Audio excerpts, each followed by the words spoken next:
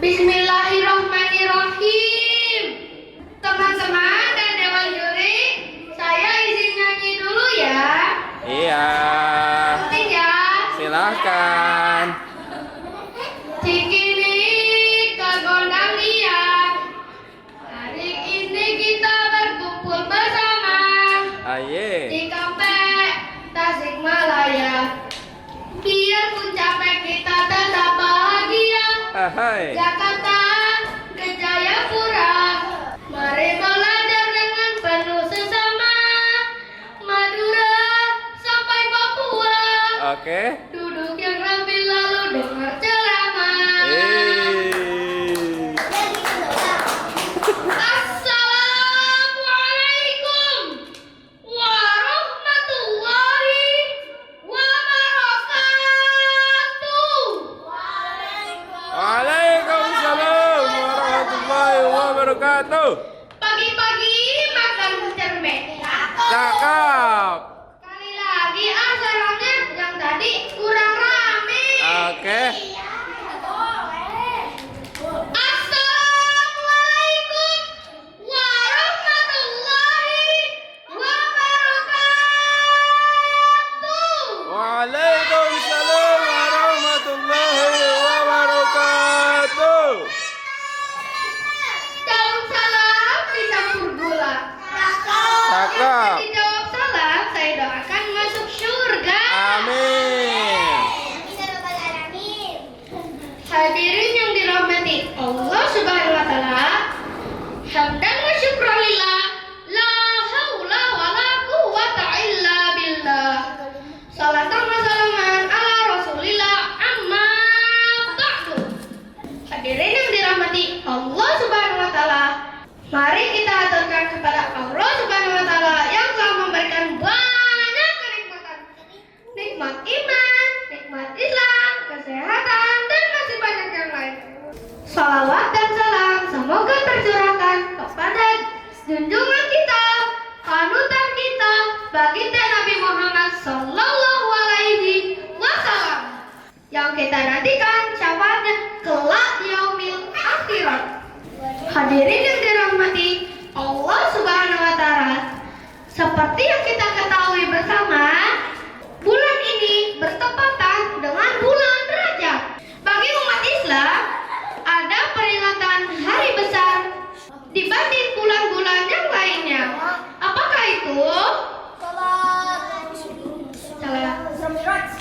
Ya, betul sekali. Ada peringatan hari besar Isra Mi'raj Nabi Muhammad Sallallahu Alaihi Wasallam. Isra dan Mi'raj adalah dua peristiwa yang dialami oleh Nabi Muhammad Sallallahu Alaihi Wasallam. Dua peristiwa tersebut merupakan bukti nyata keagungan Allah Subhanahu wa taala. Isra yang artinya perjalanan Nabi Muhammad Sallallahu Alaihi Wasallam dari Masjidil Haram menuju ke Masjidil Aqsa. Sedangkan Mi'raj adalah diangkatnya Nabi Muhammad Sallallahu Alaihi Wasallam ke langit yang berlapis-lapis. Sebelum Nabi Muhammad SAW melakukan perjalanan, terlebih dahulu malaikat Jibril membelah dada Nabi Muhammad SAW dan dibersihkan dadanya, dikeluarkan kotorannya, dibersihkan menggunakan air Zam-Zam. Lalu malaikat Jibril mengembalikan badan Nabi Muhammad SAW seperti semula. Setelah itu Nabi Muhammad SAW dihidangkan dua minuman, air susu dan minuman keras. Nabi Muhammad SAW lebih memilih susu karena susu lebih menyehatkan daripada minuman keras. Lalu sebelum melakukan perjalanan, Nabi Muhammad SAW ditemani oleh malaikat Jibril dengan buruk. Lalu berangkatnya Nabi Muhammad dan tiba di langit pertama. Lalu Nabi Muhammad SAW bertemu dengan Nabi Adam. Lalu Nabi Muhammad SAW melihat peristiwa yang mengagumkan. Ya, disitulah Nabi Muhammad SAW melihat orang yang sedang memanen tapi tidak pernah habis-habis. Setelah itu Nabi Muhammad SAW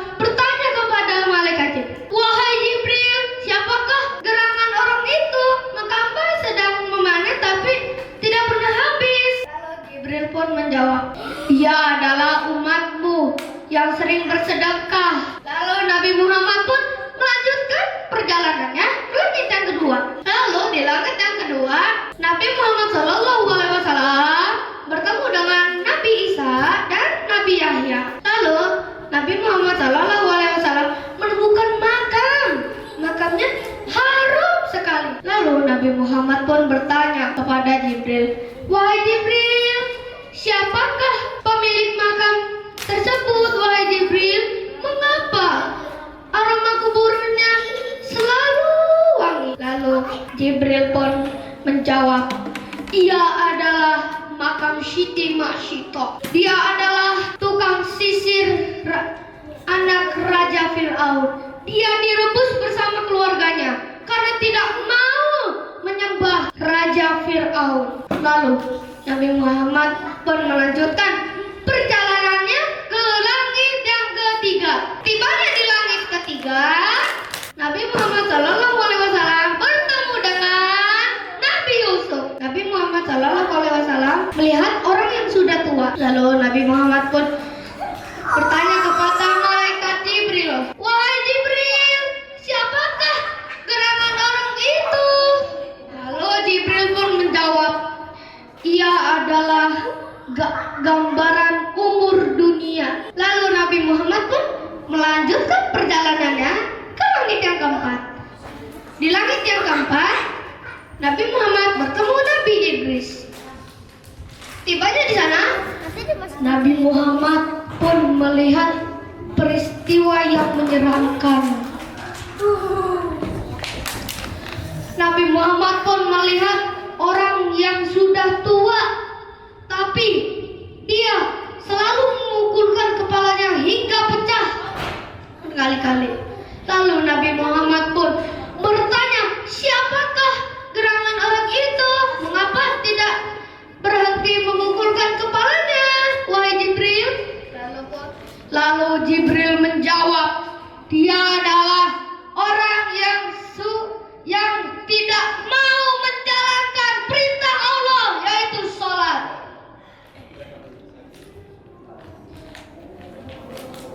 Lalu Nabi Muhammad pun berlanjut ke langit kelima. Di sanalah bertemu dengan Nabi Harun. Di sana Nabi Muhammad SAW melihat peristiwa yang menjijikan. Apakah itu? Disitulah Nabi Muhammad SAW melihat orang yang sedang memakan daging busuk, padahal sudah dihidangkan daging yang lezat. Lalu Nabi Muhammad pun bertanya, "Siapakah gerangan orang itu, wahai Jibril?" Lalu pun Jibril menjawab, "Ia adalah orang yang suka berpacaran dan selingkuh." Lalu tibanya di langit keenam, malaikat Jibril sudah tidak bisa menemaninya ke langit ketujuh. Dan Nabi Muhammad SAW bertemu dengan Nabi Musa. Dan lanjutnya malaikat Jibril menunggu di Sidratul Muntaha dan Nabi Muhammad ke langit ketujuh. Disitulah Nabi Muhammad SAW bertemu dengan Allah Subhanahu Wa Taala. Lalu Nabi Muhammad sujud dan meminta ampun kepada Allah Subhanahu Wa Taala. Mengapa? Dan Allah pun memerintahkan Nabi Muhammad SAW untuk sholat sebanyak 50 waktu. Lalu Nabi Muhammad kembali ke langit ke-6 dan bertemu dengan Musa. Lalu Nabi Musa bertanya, "Mengapa, wahai Muhammad, apa yang disampaikan oleh Allah Subhanahu Wa Taala?" Lalu Nabi Muhammad pun berkata, "Wahai Musa, aku diperintahkan sholat dengan umatku sebanyak 50 waktu." Lalu Nabi Muhammad pun karena mendengar Musa mungkin umatnya tidak sanggup, jadi Nabi Muhammad terus menerus meminta kepada Allah Subhanahu Wa Taala untuk mengurangi. Akhirnya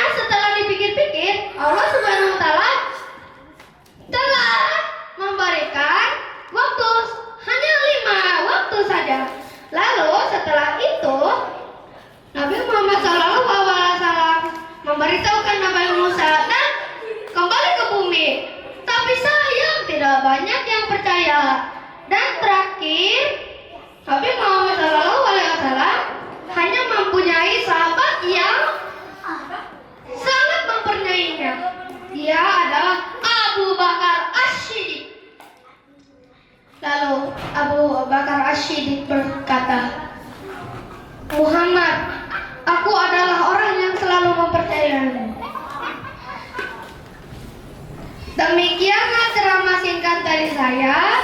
Terima kasih atas perhatiannya. Mohon maaf atas kehilafannya.